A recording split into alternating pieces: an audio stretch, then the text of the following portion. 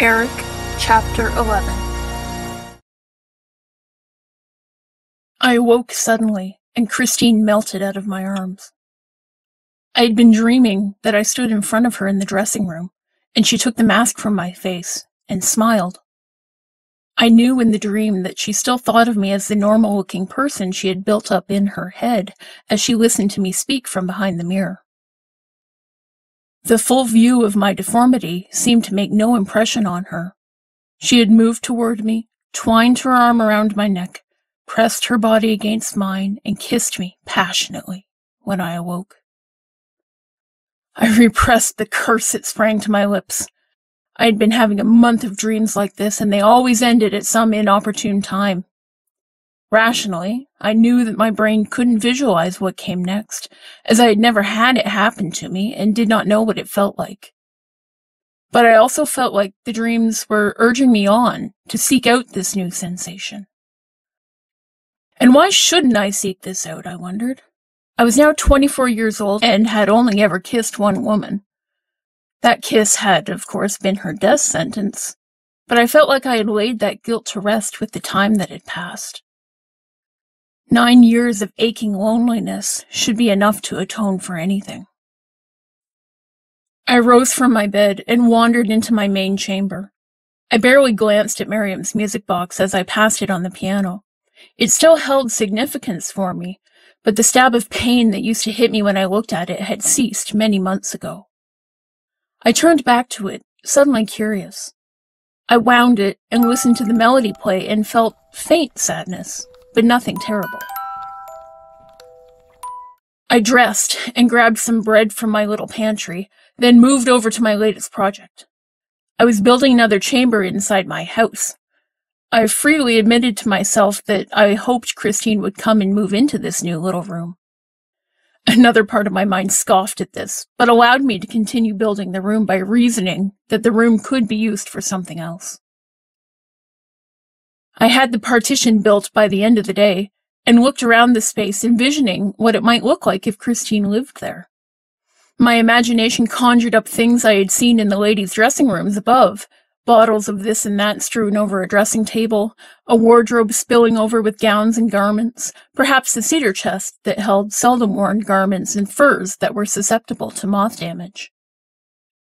And in the center of this space I pictured a large bed, with a frame shaped like an elegant swan. I enjoyed my mental picture for several minutes before turning to leave. If I were going to furnish this room to befit the woman I loved, I had some shopping to do. I accomplished this shopping with some difficulty. I could furnish most of the things needed for the new little bedroom by raiding the opera storerooms above, but I wanted to give it some extra frills, and for that I needed help. I feared to show my face, even masked, in the boutiques of Paris. I decided to do my shopping by night. I wandered the streets of Paris covered by my dark cloak and hat, looking into store windows, making a list. Then I gave my list to Antoinette, along with the appropriate funds. I'm sure she put it together in her head. She knew I was spending all this time with Christine, and the trinkets and garments I purchased had to be for her. But she held her silence, still captivated by the shining vision of Meg's promised future. I worked and worked on the bed frame I had envisioned. I took a chisel to the rough lumber I had nailed together, sculpting graceful curves covered in feathers that surrounded the mattress in the center. After a week, it was finished, and I sanded and varnished it. I covered the mattress in clean linen and laid a fluffy duvet over it all. I wanted very badly to be snuggled under its warmth with Christine in my arms. But I closed the door of the finished bedroom softly behind me and retreated to my own bachelor pallet, feeling with my teeth for the end of a splinter that was stubbornly jammed in my thumb. It was only when I found myself returning to my chambers a few days later with a white wedding dress from the production of Les Nozze di Figaro draped over my arm that I stopped and took a step back. I laid the dress neatly on her bed and stood staring at it. In all my dreams, Christine wore a wedding band that I had given her. I questioned myself severely as I tweaked the dress's ruffles to show it to best effect. Why had I built all this? Was it anywhere within the realm of possibility that Christine would fall as deeply in love with me as I had with her, let alone marry me? Most of my mind screamed at me that I was a fool, but one stubborn, optimistic corner insisted that I would be glad I had done all this one day. I didn't know what to believe. For now, it was easiest just to close the door on it all. It would be there if it was needed. Christine's lessons with me continued as they had before. I was pretty sure she knew by now that I hid behind the mirror, but she never made any move to try to remove the barrier between us. I hoped my false wall would protect my secrets a little longer, but I also hoped she would figure it out and break through the barrier to me. I was starting to miss the days when I had had only one set of dreams and desires. Hoping for two different things at once was exhausting. I was content for the moment to leave things where they were with her, admiring her from afar. The dreams I had continued to torment me, but I managed to ignore them for the most part. While I waited for Christine to realize she loved me, I had other problems that I needed to worry about. Several opera patrons had noticed her, even stuck in the back row of dancers as she was, and small gifts were starting to trickle in from men who wished to court her. She never warmed up in the salon de danse, as I kept her in the dressing room before performances. But even so, the gentlemen had begun sniffing around. I noticed a new bracelet studded with rubies on her wrist, and asked her who it was from. Monsieur Villeneuve sent this to me with his compliments, she said with satisfaction, stroking the shining gold.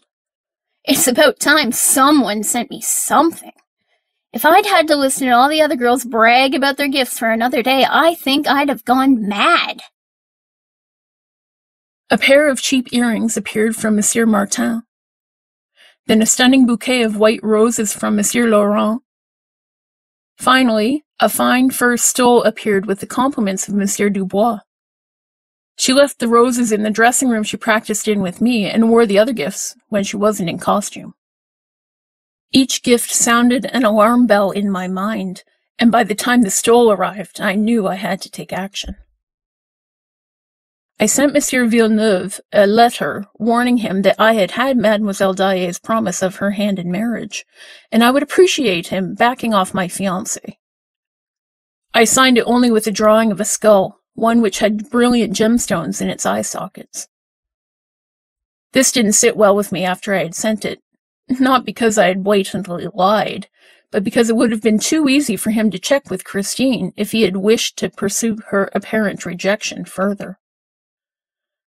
I didn't wish to deal with the awkwardness if Christine realized that I had lied and deduced that I had done so because I loved her.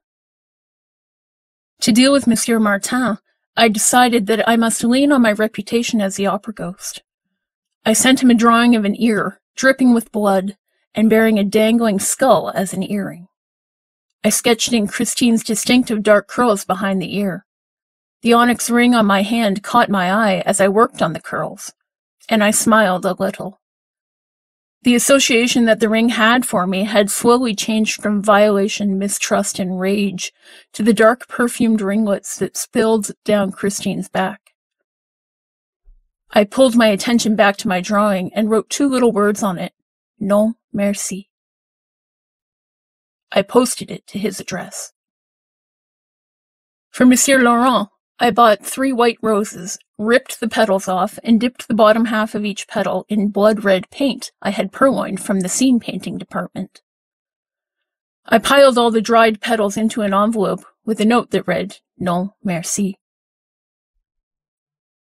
The note included a little sketch of a rose in full bloom, with a tiny skull nestled in its center. I posted it to his address. For Monsieur Dubois, I killed 5 of the rats who were always trying to invade my home, carefully skinned them of their little furry pelts, and stretched the skins to dry over my stove. When they were dried, I took the little furs and put them into a box, with a note that read, "Non, merci." The drawing on this note depicted a skull sitting in the middle of a fur stole draped around it. I posted it to his address. I knew that these 4 men knew one another and might talk about the macabre gifts they had received. I counted on it, actually. I hoped as they discussed it they might deduce that all 4 of the things I had sent were actually warnings. I wanted them to know that Mademoiselle Daae was off limits and to spread the word. If any of them wondered why Christine continued to wear their gifts in public after having apparently sent them this rejection, it wasn't my concern. About a month later, I could tell that my strategy was beginning to show some success. Christine seemed to lose some of her enthusiasm for her opera career. She still came to her lessons, but the light of her personality seemed dimmer. I listened to her sing half-heartedly for as long as I could stand it, but then I stopped the lesson. "What is wrong, Christine? You seem bored of life itself," I inquired with a touch of impatience. "Oh, Maestro," she sighed. "None of the gentlemen send me gifts anymore. It's like I suddenly got too old for their taste. Now I'm back to watching all the pretty young dancers receive gifts and go for dinners with their sweethearts. It's Jour Saint Valentin soon, and I hoped I'd at least receive a card." My heart dropped to realize how much she seemed to long for a normal courtship and marriage like her peers were having. I scrambled to find something to say that would discourage her from this banal dream, but yet would not reveal that I wanted her for myself. As always, I felt myself unready and unworthy to declare my love to her. Inspiration struck me as I opened my mouth. "I thought you were committed to being the star of the opera, mademoiselle. I thought I told you that I required your honest effort to improve." I interrupted her protestations of sincerity and pushed forward. "I must tell you, mademoiselle, that the very instant you accept a suitor, you shall never hear from me again. Domestic life and a musical career are poor bedfellows." She froze as she processed what I was saying to her. She was pensive for a long time and seemed not to hear me when I called her name. She sank to the dressing stool and sat there, staring at the floor.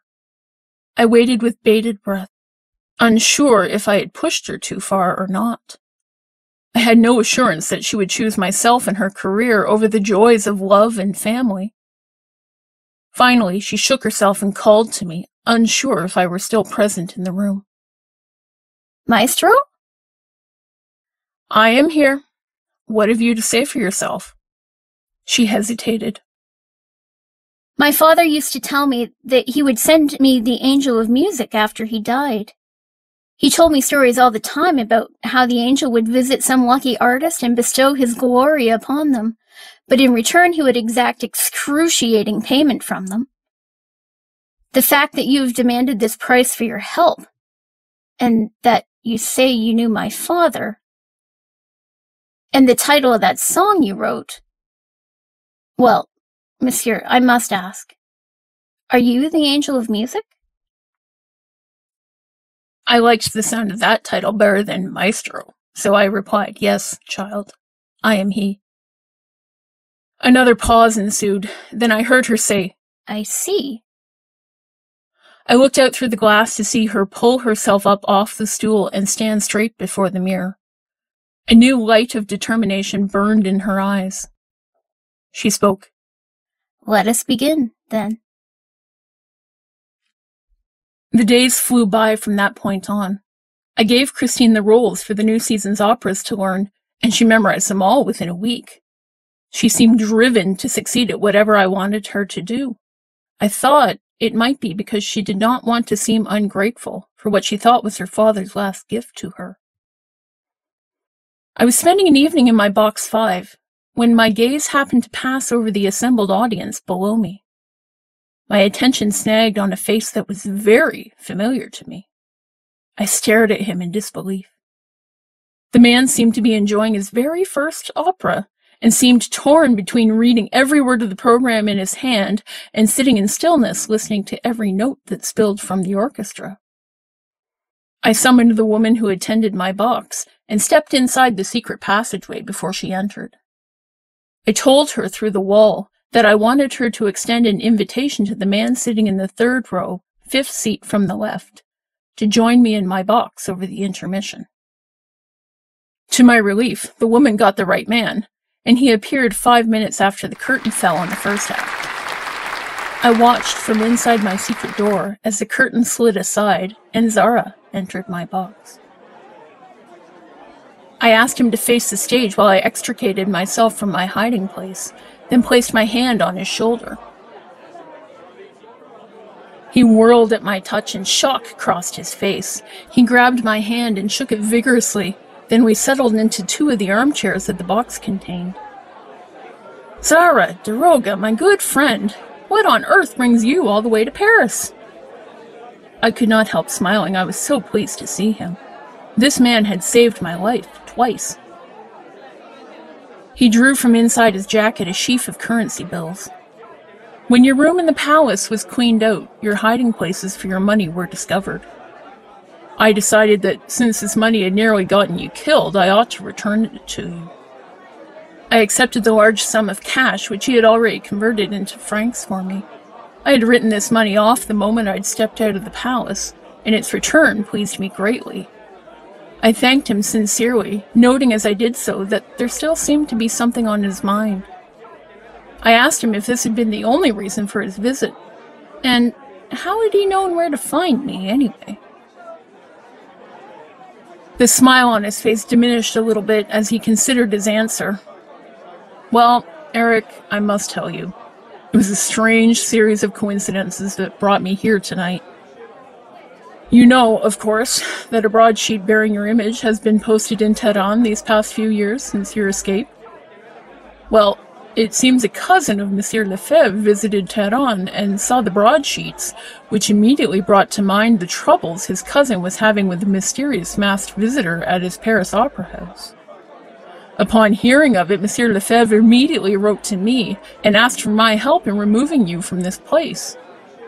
He stopped and waited to see how I would take this. I immediately scoffed at the very notion of leaving the home I had put so much work into.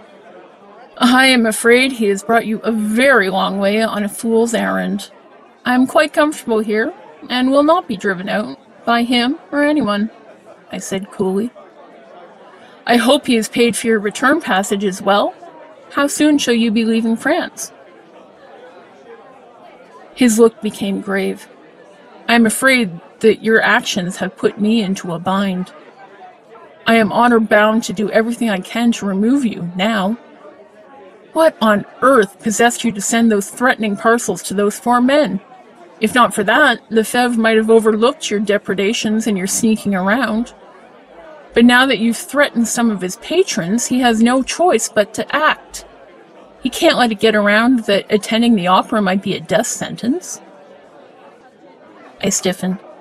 "Those men sent unwanted gifts to my pupil." I looked away from him, out over the ornate auditorium. He followed up on this information immediately, sensing that I was hiding something. "You have a pupil? Who is it? Were the gifts unwanted by her or by you? Does she know you have staked your claim to her in this fashion?" His unblinking gaze locked on the part of my face he could see. "Mademoiselle Christine Daae is my pupil, and she shall be the next great star of this opera house. I have not yet told her that I wish her to be—" I broke off as I realized I was revealing entirely too much of my hidden agenda. Zara was taking advantage of the easy friendship we had developed in Persia to make his investigation easier. That had to end. I rose, ending our little tete-a-tete, and showed him to the door of the box with as much graciousness as I could manage. He turned at the door, looking at me carefully, measuring me and my resolve with his gaze. But he only said, "Be careful, Erik. Remember, she will have plans for her future, too. Plans that might not involve you at all. Western women don't submit to male authority quite as easily, not if they don't want to. I don't want to see either of you hurt, or hurt again." I flushed at his allusion to Miriam, but kept my mouth closed, and bowed my head in frosty farewell as I shut the door in his face.